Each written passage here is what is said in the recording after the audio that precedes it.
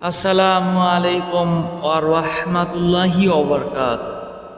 আল্লাহ সুবহানাহু ওয়া তাআলার ইচ্ছায় আশা করি সকল ভাই ও বোনেরা অনেক বেশি ভালো আছেন। আজকে আমরা জানব ভালো মৃত্যুর কিছু আলামত সম্পর্কে।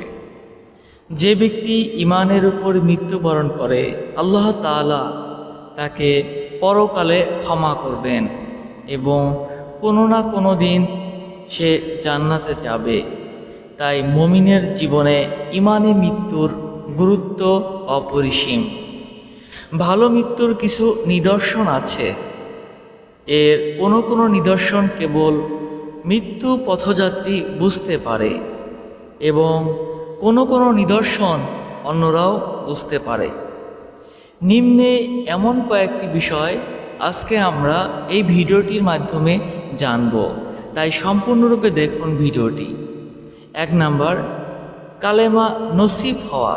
মৃত্যুর সময় কালেমা পাঠ করা ঈমানে মৃত্যুর নিদর্শন। রাসূলুল্লাহ সাল্লাল্লাহু আলাইহি ওয়াসাল্লাম বলেন, যে ব্যক্তির শেষ কথা লা ইলাহা ইল্লাল্লাহ সে জান্নাতে প্রবেশ করবে। সুনানে আবু দাউদ হাদিস নাম্বার 3116। 2 নাম্বার, কপালে ঘাম বের হওয়া।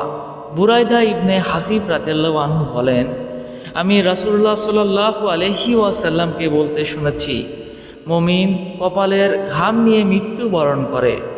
সুনানে নাসাই হাদিস নাম্বার 1828। 3 নাম্বার, জুমার দিন বা রাতে মারা যাওয়া।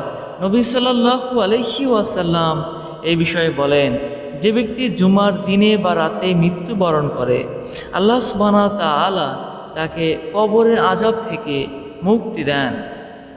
4 নাম্বার হলো আল্লাহর রাস্তায় মারা যাওয়া।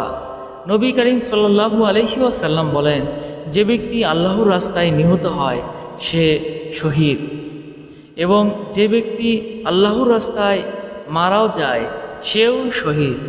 সহিহ মুসলিম শরীফের হাদিস 1915 নাম্বার। সম্পদ ও জীবন রক্ষা করতে গিয়ে মারা যাওয়া।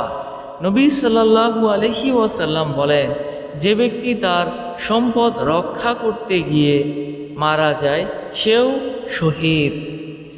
যে ব্যক্তি তার ইসলাম ধর্ম রক্ষা করতে গিয়ে মারা যায় সে শহীদ। যে ব্যক্তি তার জীবন রক্ষা করতে গিয়ে মারা যায় সেও শহীদ। সুনানে তিরমিজি শরীফের হাদিস 1423।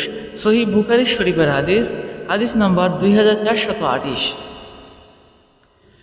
কোনো কিছু ধসে পড়ে বা ডুবে মারা যাওয়া। নবী সাল্লাল্লাহু আলাইহি ওয়াসাল্লাম বলেন, 5 ধরনের মৃত্যু শাহাদত হিসাবে গণ্য। 1 নাম্বার, প্লেগ রোগে মৃত্যু, পেটের পীড়ায় মৃত্যু, পানিতে ডুবে মৃত্যু, কোনো কিছু ধসে পড়ে মৃত্যু এবং আল্লাহর রাস্তায় শহীদ হওয়া।